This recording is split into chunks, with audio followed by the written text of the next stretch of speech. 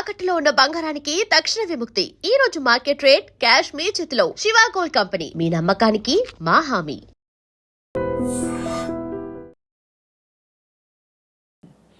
ఇప్పుడైతే మరి మీ రెండో సినిమా వివరాలు అడగచ్చా? ఇంకా సూనా? సూన్ అండి, సూన్ డెఫినెట్లీ. అంటే అఫీషియల్గా నా ప్రొడక్షన్ నుంచి వచ్చినప్పుడు అడిగితే బెటర్. నో డెఫినెట్గా. కానీ అందరికీ క్యూరియాసిటీ ఏంటంటే బలగం తీసిన తర్వాత మీరు చాలా జాగ్రత్త పడాలి. ఇంకా రెండో సినిమాకి అదే స్థాయిలో మెప్పించాలి, ఇంకా ఎక్కువ మెప్పించాలి వీలైతే. మరి ఏంటి మీ ఆలోచనలు దాని మీద? ఉందండి, కథ అయిపోయింది, ఆల్మోస్ట్ కథ అయిపోయింది. ఇంకా అఫీషియల్గా అనౌన్స్ చేస్తాం త్వరలో. మళ్ళీ డెఫినెట్లీ నన్ను ఎవరైతే ప్రేమించారో, ఆశీర్వదించారో వాళ్ళని ఒప్పిస్తానని నమ్మకం అవుతుంది. నాకు అదైతే ఇప్పటివరకు అయితే ఖచ్చితంగా ఒప్పిస్తానని నమ్మకం అవుతుంది. అంతకుముందు కామెడీ యాక్టర్గా జబర్దస్త్లో మీ జర్నీ ఎలా ఉండేది వేణు గారు? అది హ్యాపీ జర్నీ అండి, చాలా హ్యాపీ జర్నీ నా లైఫ్లో. అంటే జాలీగా ఉన్న రోజులు అవి. అంటే నేను 2004లో యాక్టర్ అయిన తర్వాత 2015 వరకు గాడ్ గ్రేస్ అసలు వెనక్కి తిరిగి చూసుకోలేదండి. అంటే నేను డైలీ 4 షూటింగ్లు 5 షూటింగ్లు. అంటే ఈరోజు హైదరాబాద్లో ఉంటే సడన్గా మీరు వేణుగారు ఎక్కడున్నారంటే ఈరోజు ఇక్కడే ఉన్నానండి ఈవినింగ్ అంటాను. రేపు ఫోన్ చేసి దుబాయ్లో ఉన్నానండి. అదేంటి నేను ఈవినింగ్ హైదరాబాద్ అంత బిజీగా ఉన్నాను నేను. అంత బిజీగా ఉన్నా డైలీ 3-4 షూటింగ్లు, ఈవెంట్స్ అని దుబాయ్లు, ఫారిన్ షెడ్యూల్స్, చాలా బిజీగా ఉండేవాడిని. ఐ థింక్ 4 నుంచి 15-16 వరకు నేను వెనక్కి తిరిగి చూసుకోలేదు. అంటే మా ఇంట్లో నెలకి ఒక వారం రోజులు తింటే హ్యాపీ, అంతే. అంత బిజీగా ఉండేవాళ్ళు. పొద్దున ఎప్పుడైందో, సాయంత్రం ఎప్పుడైందో, నైట్ ఎప్పుడైందో తెలిసేది కాదు. సో 15 తర్వాత కొంచెం జబర్దస్త్ నుంచి బయటకు వచ్చి అప్పుడు ఇంకేమైనా చేసుకోవాలని ఈ బలగం ఏదైతే దానికి ప్లానింగ్లో ఉన్నప్పుడు మాత్రం కొంచెం ఒక 3-4 ఇయర్స్ బాగా స్ట్రగుల్ అయ్యాను. సో కానీ ఎలాగా అంటే మీరు చెప్పారు కదా, అంటే మీరు మట్టిలోంచి పుట్టిన కుటుంబం మీది. మరి మీరు పొట్టకూటి కోసం అయినా పని చేయక తప్పదు. అవును. మరి ఒకవైపు ప్లానింగ్, ఇంకోవైపు యాక్టింగ్ ఆపర్చునిటీస్ వదులుకోవాలి. అప్పుడు మీకు సంఘర్షణ వచ్చిందా? అయ్యో చాలా అండి. అదే అంటే యాక్చువల్లీ నేను 2013లో జబర్దస్త్ స్టార్ట్ అయింది. అప్పుడు పీక్స్ నేను యాక్టింగ్లో, స్టేజ్ షోలని, యాక్టింగ్ అని చాలా పీక్స్. ఆ జబర్దస్త్కి వెళ్ళిన తర్వాత మేము ఎక్స్పెక్ట్ చేయలే. మాది స్టార్టింగ్ స్టేజ్, మాది స్టార్టింగ్ టీం, మాది ఎక్స్పెక్ట్ చేయలేదు. యాక్చువల్గా జస్ట్ ఒక 13 days, ఒక 4 రోజులు ఇవ్వండి చాలు అని తిరిగేవాళ్ళు, మా వెనకాల తిరిగేవాళ్ళు. సో ధనరాజు, మా చంద్ర అప్పుడు కొత్తవాడు, ఇంక వాడు రాలా అసలు. ధనరాజు నన్ను పక్కగా పట్టుకున్నారన్నమాట వాళ్ళు. అంటే మేము ఇద్దరే అంతకుముందు స్కిట్లు చేసాం, స్మోక్ టీవీ అని అవన్నీ చేసాం. సో వీళ్ళని పట్టుకోవాలని చాలా పట్టుకున్నారు. నేను కన్విన్స్ అవ్వాల, ఎందుకంటే సినిమా నేను అప్పట్లో కొంచెం టీవీకి వెళ్తే సినిమాకి రాలేరేమో అనేది ఉంది. ఇప్పుడు లేదు. ఇప్పుడు స్క్రీన్ అనేది ఉన్నది తప్ప big screen, small screen, phone screen లేదు. ఇప్పుడు స్క్రీన్ అంతే. అప్పుడు ఆ వేరియేషన్స్ ఉన్నాయి. సో అప్పుడు 13 రోజులు మంచి అమౌంట్ ఎక్స్పెక్ట్ చేయని అమౌంట్ ఒకటి. 4 days కదా అని లైట్గా కమిట్ అయ్యాం. ఆ 4 daysలో 13 episodes మీకు తెలుసు. అది జబర్దస్త్ స్టార్టింగ్ 18 రేటింగ్. అంటే గురువారం వస్తే వెయిట్ చేసేవాళ్ళు, గురువారం కోసం ఒక టీవీ షో కోసం వెయిట్ చేసేవాళ్ళు. సో 13 days తర్వాత మళ్ళీ బతిలాడి ఇప్పుడు అనుకున్న అమౌంట్ కంటే డబ్బులు పెంచారు. సరే అని మళ్ళీ 13 చేసాం, 27 episodes చేసాం. ఆ తర్వాత ఇంకా అది జబర్దస్త్ ఎట్లా అయిపోయిందంటే తెలుగు రాష్ట్రాల్లో గురువారం వస్తే ఏంటి అనేది. ఇప్పుడు స్కిట్లు రాయడం అది కూడా ఎలా జరిగేది? అది ఉండేది. సో అప్పుడు ఏంటంటే అప్పుడు ఇంకా ఇది మీకు తెలియట్లేదండి, ఇది చాలా అద్భుతం, మీకు ఎంత అంటే అంత ఇస్తాం, మీరు కంటిన్యూ చేయండి అన్నారు. అప్పుడు నేను ఏంటంటే నాకు సినిమా అనేది, నేను సినిమా కోసం వచ్చాను, ఇది చాలా బాగుంది, చాలా డబ్బులు ఇస్తున్నారు, ఇంటింటికి గడప గడప వెళ్ళాం, రీచ్ అయ్యాం, ఇంత డబ్బులు వస్తున్నాయి, అటు షోలు, రెమ్యునరేషన్ అన్నీ వస్తున్నాయి, కానీ నాకు సంబంధించింది పోతుంది. అవును, నేను సినిమా అనుకున్నాను, దీనికోసం రాలేదు, ఇటు పోతే నా సినిమాకు దూరం అవుతాను, దీని బయటకు వచ్చాను అండి. అబ్బా చాలా పెద్ద ఇదండి. మామూలుగా సెటిల్ అయిపోతాం మనం, పైసలు వస్తున్నాయి కదా, ఎందుకు బై నీకు అందుకని బయటికి వెళ్ళాక 1.5 year తర్వాత ఇది రైజ్ అయిపోయింది. అంటే ఇంటర్నెట్ ఫ్రీ అయిపోయి ప్రతి ఒక్కరికి సెల్ ఫోన్ చేతిలోకి వచ్చేసి ఇది వైరల్ అయిపోయింది. అప్పుడు ఏమైంది, నేను జబర్దస్త్ కొన్ని చేశాను కాబట్టి సినిమాలో కొంచెం దూరం అయిపోయా, టీవీకి వెళ్ళడం వచ్చేసి. అవును ఇది వచ్చేసిందని నేను దాన్ని పక్కన పెట్టేసి సినిమాకి వచ్చేసరికి ఇది పక్కకు పెట్టేశారు. అరే ఇలా అయింది ఏంటి అని కసిలో మళ్ళీ ఒక 1 year చేసాం. అవును, మీరు తిరిగి వచ్చినప్పుడు అయితే వెల్కమ్గా తీసుకున్నారు మిమ్మల్ని, తీసుకున్నారు. మళ్ళీ 1 year చేసిన తర్వాత అప్పుడు ఇంకా మైండ్లో డబ్బు అని మళ్ళీ ఇటు వెళ్ళినోని మళ్ళీ ఇటు వచ్చా, ఇక్కడ మళ్ళీ డబ్బు కోసం వచ్చా, బట్ లోపల మాత్రం ఇది కాదని నన్ను వేధిస్తుంది అనమాట. మళ్ళీ బయటకు వచ్చాను.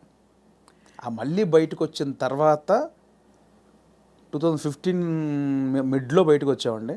అప్పటి నుంచి అరాకొర అప్పటి నుంచి స్ట్రగుల్ స్టార్ట్ అయింది. ఆ 15 మిడ్లోంచి 2020 వరకు ఆ 4 ఇయర్స్ ఇటు లేక అటు లేక ఆ 4 ఇయర్స్ బాగా స్ట్రగుల్ అయ్యాను.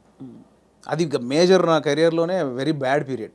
అంటే తినడానికి ఉండడం వేరు, అది వేరు, బట్ మైండ్ బిజీగా ఉండడం మెయిన్ ఇంపార్టెంట్. అవును, మైండ్ బిజీ. మనం అసలు ఎటు వెళ్తున్నాం అని ఒక తెలుస్తుంది కదా లోపల. పొద్దున 6 గంటలకు వేస్తే స్టాఫ్ వచ్చారా, పొద్దున 12 గంటల వరకు ఈ షూటింగ్, మధ్యాహ్నం ఆ షూటింగ్, దుబాయ్, ఇటు ఆస్ట్రేలియా, ఇవి అన్నిట్లో ఈ స్కిట్ల బిజీ ఉంటుంది. ఇప్పుడు మీరు ఇందాక అడిగారు స్కిట్లు, మినిమం ఒక స్కిట్ రాయడానికి 2 రోజులు పట్టేదండి. ఎవరు రాస్తారు? నేను, నా టీం మెంబర్స్, ఎవరైనా ఒక రైటర్, అంటే మనకు సింక్లో ఉన్న మెయిన్ టీమ్ లీడర్ దగ్గరనే ఉంటుందండి. ఇంప్రూవ్ అని ఉంటుందండి యూఎస్ లో, అంతా ఉంటుంది ఇది. 100% ఇంప్రొవేషనే స్క్రిప్ట్ అండి, స్క్రిప్ట్ రైటింగ్ ఏ ఉండదు. సో మీకు దానికి నేపథ్యం, మీరు Depends థియేటర్కి అది. వెళ్ళారా? థియేటర్కి వెళ్ళారా? థియేటర్ ఏం లేదండి నాకు. థియేటర్ ఎక్స్పీరియన్స్ లేదు, జస్ట్ మీరు చూసి నేర్చుకున్నవి అంతే ఇవన్నీ. అంతే. ఎందుకంటే ఇప్పుడు బాడీ మనం లాంగ్వేజ్, కూర్చున్నామండి, టైమింగ్. ఇప్పుడు పాయింట్ ఎట్లా వస్తే మనం కూర్చున్నాము, లేట్ అవుతుంది, ఈ లేట్ అయిన గ్యాప్లో ఏం చేద్దాం అని ఒక థాట్, ఏం చేయొచ్చు అని కూర్చొని మాట్లాడుకోవడం. అలా మాట్లాడుకుంటే ఏదో జోకులు వస్తూ ఉంటాయి. ఓ బంచ్ ఆఫ్ జోక్స్ వచ్చాక అసలు దీనికి ఏంటి కంటెంట్ ఏంటి, కథ ఏంటి, ఓ ఇలా వచ్చాడు, ఓ మిడ్లో గొడవ జరిగింది, లాస్ట్లో ఆ గొడవ పడి సారీ చెప్పాడు, ఓ స్టార్ట్, ఓ మిడ్, ఎండ్, ఏం చేయొచ్చు దీనికి, అలా కూర్చి స్కిట్ రాయడమే. అలా టీం అంతా రాయడం, ఆలోచన ఎక్కడైనా పాయింట్ వస్తుంటుంది.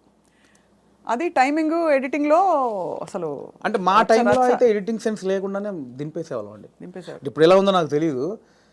నా ధనరాజు కానీ, నేను కానీ, అప్పుడు రాఘవ్ గారు కానీ, చంద్ర కానీ, అంటే అప్పుడు ఇప్పుడంటే పాపం వాళ్ళు జబర్దస్త్ వాళ్ళకి ఇప్పుడు వాళ్ళకి ఏమైందంటే కొన్ని వేల పాయింట్లు టచ్ చేశారండి. అవును, ఎన్ని స్కిట్లు అయి ఉంటాయి, కొన్ని వేల స్కిట్లు అయి ఉంటాయి, వేల పాయింట్లు టచ్ చేశారు. ఇంకేం చేయాలో అర్థం కాక వాళ్ళకి. అవును. అప్పుడు మేము కొత్త కాబట్టి మాకు అన్ని కొత్తయే, ఆల్ పాయింట్స్. ఇప్పుడు అత్తా కోడళ్ళు ఓ 100 పాయింట్లు ఉంటాయి, అప్పుడు మాకు అవన్నీ కొత్త. ఇప్పుడు అత్తా కోడలు చేయమంటే ఏది చేసినా కూడా ఆల్రెడీ చేసినట్టే ఉంటుంది.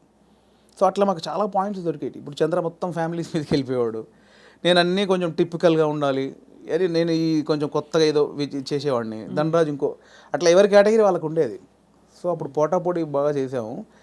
సో ఆ 15 నుంచి బయటకు వచ్చాక అంత మంచి రెమ్యునరేషన్స్ కానీ, ఈవెంట్స్ కానీ, మీకు తెలుసు ఈవెంట్స్ ద్వారా మంచి ఆర్టిస్టులకు మంచి ఆదాయం ఉంటుంది, చాలా బాగుంటుంది. అదే కదా. సో అటు ఇటు మిస్ అయ్యి ఈ 15 నుంచి 20 వరకు నేను దాదాపు మీరు ఎక్స్పెక్ట్ చేయలేని అమౌంట్ మిస్ అయిపోయాను.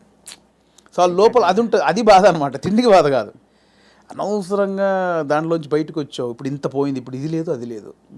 ఇప్పుడు మన బతుకులకి నువ్వు వచ్చిన నేపథ్యానికి అది చాలా పెద్ద అమౌంట్.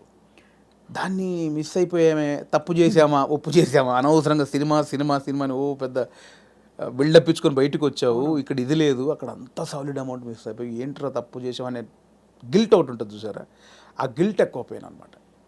అవును, లక్షల సంపాదన వదులుకోవడం అంటే ఈజీ విషయం కాదు. అండ్ ఇప్పుడు పొద్దున్న లేవగానే ఇంకొకటి అండి, ఒక బిజీ మీరు ఉన్నారు స్వప్న గారు అంటే, మీరు ఇంకా మిమ్మల్ని కట్టేసినా కూడా మీరు ఆగలేరు. ఎందుకంటే మనకి అంత ఉంది, అంత పని చేసేవాళ్ళు పొద్దున్న లేవగానే మనం ఏం పని లేదంటే ఎలా ఉంటుంది. అదే బిగ్గెస్ట్ కామెడీ స్కిట్లా ఉంటుంది. అంతే, అది దానంత నరకం ఉండదు. పొద్దున్న లేవగానే ఆ స్కిట్, షూటింగ్, అట్ట ఇట్ట మైండ్ అలా పెట్టే మైండ్కి ఏమీ లేదంటే అది దానంత నరకం ఇంకోటి ఉండదు. అలా ఒక 3 సంవత్సరాలు ఫేస్ చేసిన తర్వాత ఆ ఫ్రస్ట్రేషన్లోంచి వచ్చిన ఐడియానే బలగం. అంటే ఇన్ని రాసాము, నేను చాలా సినిమాలకు, అంటే చాలా సినిమాలు కాదండి, నా ఫ్రెండ్స్ డైరెక్ట్ చేస్తా ఉంటే వాళ్ళకు నేను సబ్జెక్ట్లో కూర్చునేవాడిని, కామెడీ ట్రాక్స్ రాసి ఇచ్చేవాడిని. అండ్ సినిమాలో మేము కామెడీ సినిమా షూటింగ్ చేస్తూ ఉంటే ఏదైనా మనం ఇంప్రూవ్ చేసిన పంచ్ ఉంటుంది, అది స్క్రీన్లో చూస్తే పేలింది అంటే నాకు ఆలోచించే ఉంది. ఇప్పుడు స్కిట్లు నేను ఆల్మోస్ట్ 100 స్కిట్లు రాసా, వర్కౌట్ అయినా చాలా, అంటే నా ఆలోచన నుంచి పుట్టినాయి కదా. సో నాకు నేను ఎందుకు చేసుకోకూడదు, అంటే ఎప్పుడో ఒక అవకాశం ఒకరు ఇస్తారు, డెఫినెట్లీ అందరు ఇస్తేనే ఇక్కడ దాకా వచ్చాను. బట్ ఇప్పుడు ఇంత మనకు ఒక నాలెడ్జ్ వచ్చిన తర్వాత కూడా వెయిట్ చేయడం ఎందుకు అనేది ఆ 3 సంవత్సరాలు వచ్చిన ఇది. అక్కడ సరే నేనే హీరోగా చేసుకుందాం, నేనే రాసుకుందాం, నాకు ఒక కథ రాసుకుందాం, నన్నే ఇలా ప్రజెంట్ చేసుకుంటే దాన్ని చూసి వేషాలు వస్తాయి మళ్ళీ అనే దాంట్లో నేనే ఒక పాయింట్ అనుకుందామని స్టార్ట్ చేసిన జర్నీ. ఒక 3-4 పాయింట్లు అనుకొని అవన్నీ రెగ్యులర్గా ఉన్నాయి. ఇలా అయితే నన్ను ఎందుకు చూస్తారు, చాలామంది అలా వస్తున్నారు కదా.